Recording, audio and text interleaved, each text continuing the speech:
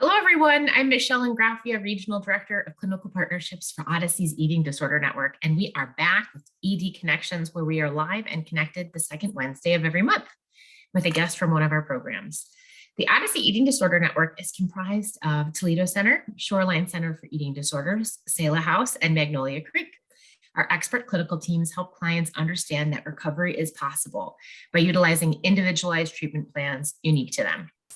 We use a combination of evidence-based practices on our multidisciplinary treatment teams for individual therapy, family therapy, nutrition services, and medical care. And our goal is to make each client feel comfortable and relaxed, which can often be during a difficult time for them. But we conduct our care in a home-like setting. And our programming is designed to offer a clear step-down process, continually supporting our clients on what can be a long road to a life of recovery from eating disorders. So today, for our Facebook Live in March, I'm excited to be here with a fellow Michelle Huepenbecker, lead dietitian at Toledo Center. Hi, Michelle, in Sylvania, Hello. Ohio. Toledo Center offers residential and PHP levels of care, PHP with housing, and we serve clients of all genders at Toledo Center. We have a teen program for clients age 12 and up, and then an adult program for those that are older. And today, since March is National Nutrition Month, we are speaking with Michelle about that concept, National Nutrition Month, since she is in the world of nutrition and dietetics. Thanks again, and good morning, Michelle. And thank you for having me.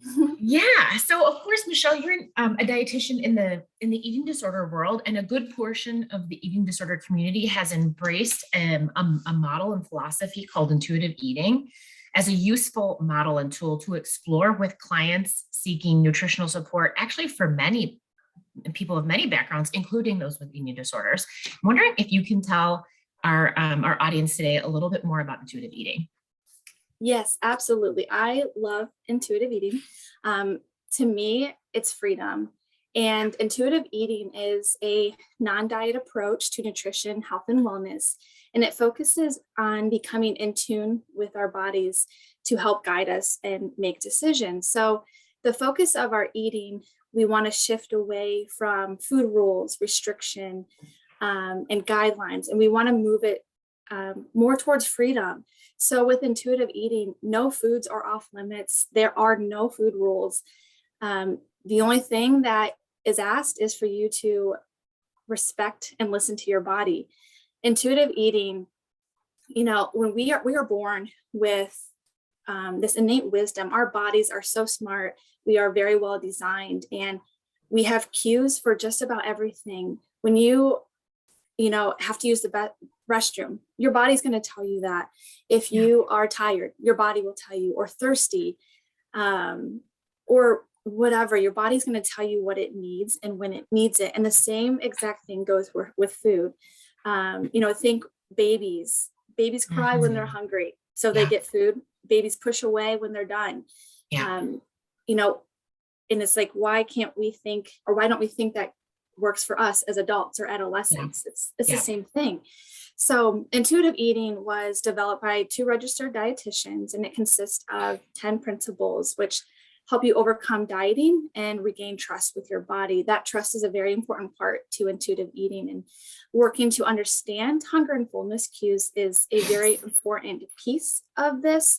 However, intuitive eating goes well beyond that, and it's more understanding emotions and satisfaction along with your mental health in order to meet our physical and psychological needs with food. So intuitive eating is a weight neutral approach to nutrition. So this meaning that we're not looking to lose weight, we're not looking to control our weight. It's not a diet. So it's a process of making food emotionally equal. There is no healthy, unhealthy, good or bad. We do not demonize food. It really takes away the morality out of eating, and we should not feel like a good or bad person based on our food choices. Yeah. So to me, intuitive eating at the core is being in tune with our body and respecting what it says. Yeah. And what is interesting about intuitive eating is how empowering it feels to receive those messages. And I'm sure for our clients and families, seems very radical compared to, which is so interesting, feels so radical to be told that they can be trusted and that their bodies are actually functioning as they should when they give us these cues, and they're not things to ignore, dismiss, or hack. Now, pairing nicely with intuitive eating is the HAES community, or the HAES movement, HAES standing for health at every size. And so would you mind then giving us a little education on what we need to know about HAES? Of course. So again, like you said, HAES stands for health at every size. It promotes that our health and our wellness is not determined by a number on the scale. It's not determined by BMI or the size of our pants. It's just like intuitive eating, a weight neutral approach to health. And it's getting away from previous weight, like focused ideals, and moving towards more body diversity and promoting healthy behaviors. Yeah. So, no, excuse me. The HAES movement promotes respect and acceptance of diversity in one's shape and size, knowing that health is not determined by a specific number. I think that is very important within our society today. And like when you go to a doctor, the first thing you do is typically step on a scale, right? And for a lot of people, this stirs up a lot of emotion, a lot of fear or worry, anxiety, whatever. And we are worried oftentimes that we are going to be judged by that number, and worried that we're going to get the talk from the doctor about, eating better or going on a diet or exercising more. And because of this and the fear of judgment, a lot of people skip going to a doctor in general. And then, you miss those routine checkups, or if something is emergent, you miss that because you're so worried about it. And so with HAES, it's showing that your worth is not determined at all by your number. Individuals are more than their BMI.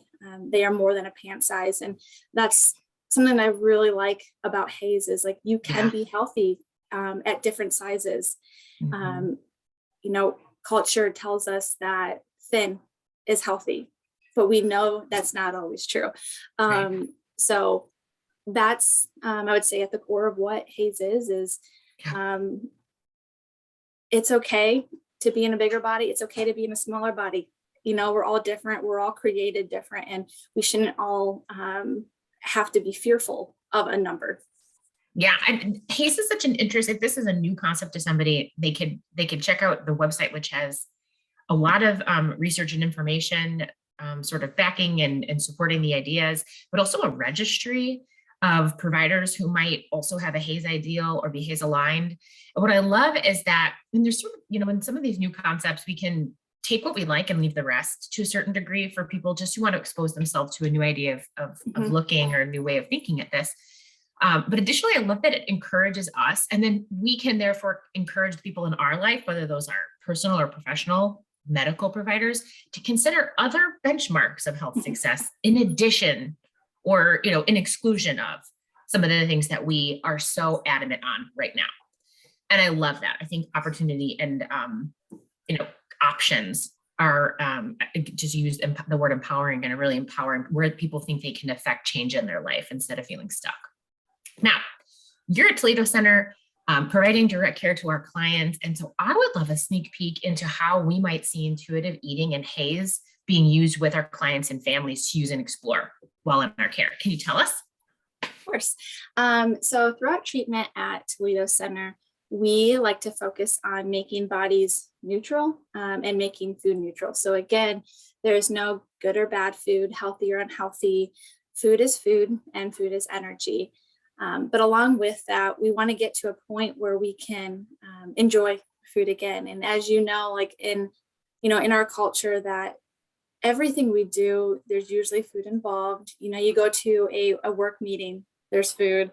You go to any kind of family gathering, typically there's some sort of food, or the you holidays. Hang out with your friends. Yeah, absolutely. And you hang out with friends. Let's go get coffee. Let's go X, Y, and Z. And so we want to be able to bring back, again, the freedom that is surrounded by food. We don't want to miss out on all of these experiences or opportunities because of food. And so something that I really, really like to do with patients is ask them a positive food memory before their eating disorder. So allow them to think about when they actually enjoyed food, like what was involved, because it's also more than just food. Like I just said, it's the people that are there, or it's where you're at or what you're doing. And I had one patient when they first came in, could not say anything, had no positive memory. And then as treatment progressed, she had like a plethora of memories, and it was really, really cool to see. And just like an aha moment, like, oh, start rushing back. Yeah, absolutely. So as treatment goes on, we go from like fear and avoidance to neutral and acceptance, and then to understanding preferences, and going to enjoyment and fun. And I think with intuitive eating at Toledo Center, we are planting the seed to food freedom. And then it's just going to continue to blossom as they go out through recovery and their treatment. Something else that we do is break down food myths. We break down diet culture. We want to get to the root of what we're feeling and why we're feeling that. Because a lot of times it's not about the specific food. It's about the message that we heard about the food, or the message we heard about our bodies. And a lot of times those messages aren't coming from professionals. So our goal is to just break that down, and we incorporate all types of food or cuisine into our menu. And we even ask for patients to give us a menu or a recipe from home that reminds them of home, and we'll make that. But again, working towards food freedom and positive food memories. And we like to teach flexibility in our food and making food choices that leave out any guilt or any ethical dilemma. But a lot of that is breaking down the food myths and breaking down diet culture, and allowing them to see that their body is like fueled by food, but also food can be fun. So that is like, those are a few ways that we incorporate intuitive eating and health at every size and into our day or Toledo Center. It sounds like we were chatting earlier about, I'm sure some of this seems radical to our clients and families who are coming in maybe for eating disorder treatment for the first time, and to really sit and ask them how they think and feel and view these things, instead of sometimes we're asked to, those our own thoughts and feelings, to be overridden by other people's thoughts. And so we're asking them to restore that within themselves, to trust themselves, to give their own thoughts and opinions on those things. It's just so great to hear about what it looks like in treatment and what it looks like in your individual sessions and group sessions with clients. So thank you for doing the work that you do at Toledo Center, for being part of our team. Thank you. Yeah. And for our audience, for more information about our Odyssey Eating Disorder Network of Services, or if you or someone you know is suffering from an eating disorder, we're here and we're ready to help. You can visit our website at toledocenter.com, which also houses information on our whole network of services. You can additionally contact our admissions team 24 hours a day, 7 days a week at 866-92-FREEDOM. And with one call and many solutions, we'll be here and be ready to serve you. You can also message us on social media, including Facebook, Instagram, Twitter, and LinkedIn. We invite you to join us next month on the Selah House Facebook page as we continue ED Connections. So from Michelle, myself, and the team at Toledo Center, thank you so much for joining us today. And again, we're here and we're ready to help. See you next month.